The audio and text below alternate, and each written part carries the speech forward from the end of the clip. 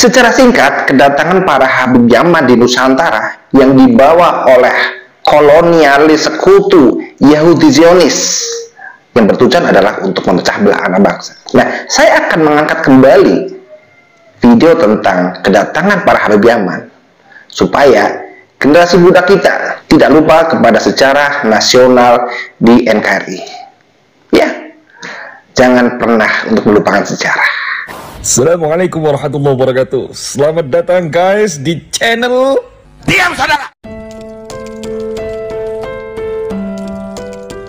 Pada awalnya, Yaman itu adalah negara republik yang berhaluan komunis atau negara komunis Yaman yang kala saat itu kondisinya tenang, tentram, damai. Setelah tahun 1990 yang awalnya bergabung memecah diri menjadi dua negara, yakni yang pertama Yaman Selatan atau Republik Demokrat Rakyat Yaman dan Yaman Utara atau Republik Arab Yaman. Pamor keagamaan hanya terbatas di beberapa lokasi yang sebagian besar di Hadramaut dan Tarim. Yaman Selatan dikenal dengan istilah kota Sadah Ashraf atau kota Habib, yaitu kelompok suku yang mengaku sebagai keturunan dari Rasulullah Shallallahu Alaihi Wasallam.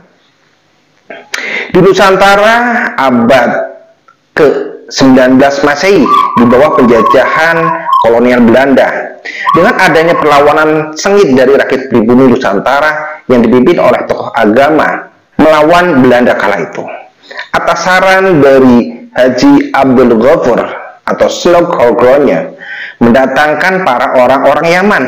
Pada tahun 1859, orang-orang Yaman diangkut dengan kapal oleh Belanda ke Indonesia atau Exodus untuk membantu penjajah Belanda berperang melawan para pejuang pribumi. Di antaranya ada yang bernama Umar bin Thayyib, lalu merubah nama menjadi Habib Usman bin Yahya Shihab sebagai pimpinan para Exodus bangsa Yaman dan musuh bebuyutan bangsa Indonesia. Diangkat dan dijadikan mufti Batavia dengan gaji 100 gulden per bulan dan mendapat medali kehormatan yang berbentuk lencana pita salib dari Belanda. Habib Usman bin Yahya Shihab tersebut punya andil penangkapan susunan Pakubuwono ke-6 oleh Belanda yang dibuang ke Ambon hingga wafatnya. Mereka para Habib bangsa Yaman bersama Laskar Arab Yaman berjuang membantu Belanda dan berhadapan dengan rakyat pribumi yang dipimpin oleh ulama Nusantara atau keturunan Wali Songo, membela tanah air Nusantara dengan semboyan hubul waton minal iman. Dari Habib Usman bin Yahya Shihab dan kawan-kawan inilah yang menurunkan para habaib radikal yang merongrong dan menentang pemerintahan Indonesia masa kini yang mengatasnamakan Islam. Dalam buku tulisan L.W.C. Vandenberg dinamakan koloni Arab Hadromi di Nusantara.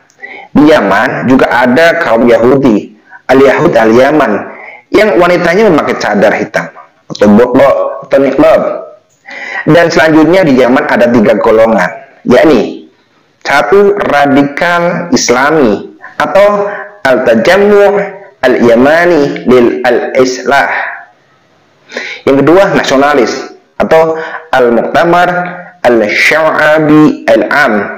Yang ketiga, sosialis komunis aliran Marxis Leninis.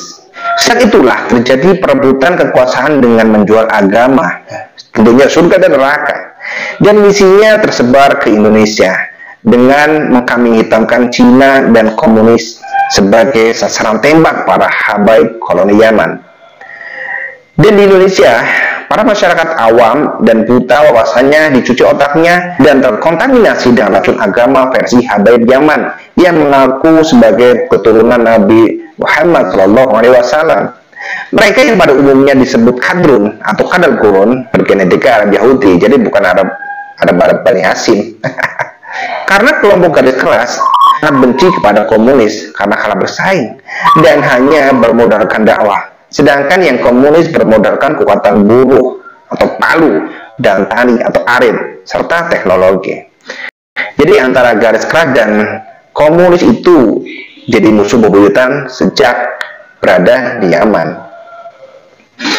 Kini Yaman hancur lebur, sudah rungkat akibat perebutan kekuasaan hingga rapuh di dalam dan tidak punya kekuatan apapun. Dan bila mana ada serbuan dari luar, tak akan mampu untuk berbuat apa-apa. Karena pertama, tidak taat dan menentang terhadap pimpinan, kepala pemerintahannya itu ditentang. Kedua, tidak punya rasa cinta terhadap tanah air. Tiga, agama Islam hanya dibuat baju. Keempat, kurang bersyukur dan kurang puas di segala lini. 5. Senang berfoya-foya dan ingin selalu dikultuskan sebagai dzurriyyah Rasulullah Shallallahu Alaihi Wasallam.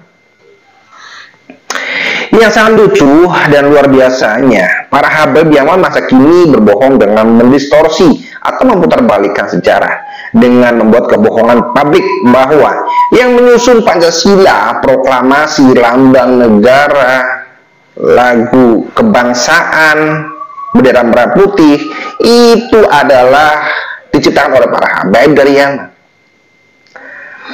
dan menganggap pemerintah NKRI tidak punya perpustakaan nasional, museum sejarah, badan arsip nasional, fakultas sejarah, LIPI, guru besar sejarah, dan semua warga Bungu dianggap bodoh dan buta sejarah, sehingga para habib Yaman itu dengan seenaknya membuat kebohongan publik tentang sejarah nasional. Ini sudah sangat keterlaluan. Pertanyaannya adalah, apakah Indonesia akan meniru negara Yaman? Jadi pola pikir yang dibangun oleh para habib Yaman itu adalah tentang kemunduran. Seolah-olah Nusantara ini negara yang luar biasa besar, negara yang luar biasa luas dan berbineka tunggal ika.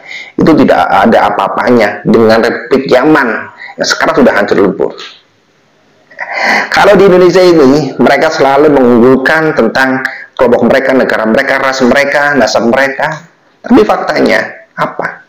Mereka tidak nyaman di negaranya karena negara Yaman di sana itu sudah rungkat, sehingga mereka dahulunya di Indonesia.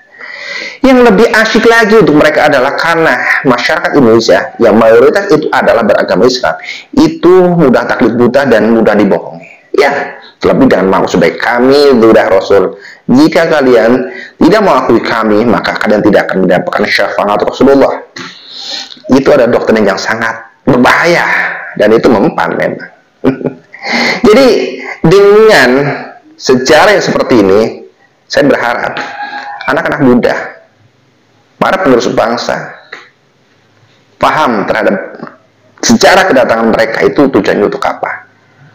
Ya, jadi setelah kita tahu bahwa mereka itu adalah sekelompok ras yang dibawa oleh Abdul Ghafur atau slugholdernya sebagai misionaris dari Zionis Yahudi, itu menjadikan Habib Utsman bin Yahya sebagai pemecah belah anak bangsa. Ya, kita tinggal menentukan pilihan. Kalian akan menjadi pejuang atau akan menjadi pecundang, atau bahkan akan menjadi pengkhianat. Silakan, pilihan ada di tangan kalian. Karena kebohongan atas nama Rasulullah, Allah itu tidak akan suka, Rasulullah tidak akan suka. Dan siapa yang akan menjaga negeri ini kalau bukan kita? Mari kita jaga negeri ini dari tangan orang-orang jahat, dari para pencuri makam dan dari para pencuri nasab.